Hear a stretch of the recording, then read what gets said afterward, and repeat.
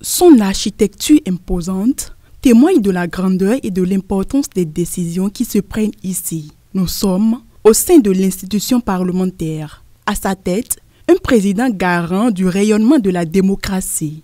Et pour y arriver, une équipe l'assiste dans la prise des décisions.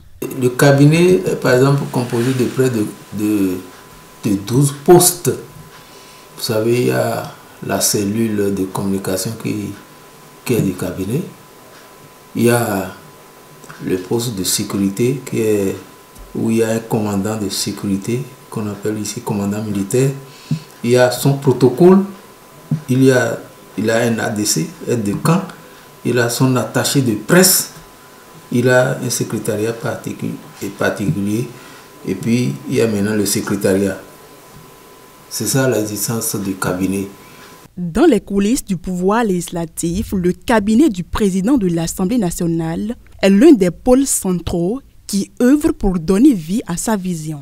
Donc le cabinet coordonne l'activité de toutes ces différentes structures-là qu'il dirige et lui permet d'arriver à l'objectif qui lui est fixé. Il lui permet d'accomplir sa mission.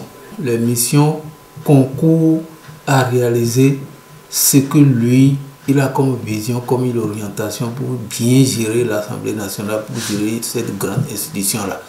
Donc chacune des structures sous sa tutelle a des missions précises.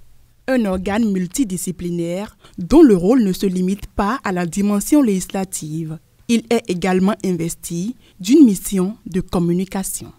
Il faut voir si la cellule de communication, par exemple, s'occupe bien de l'image, de la bonne image de l'institution parlementaire, de son président, et puis de tous les députés d'une manière générale.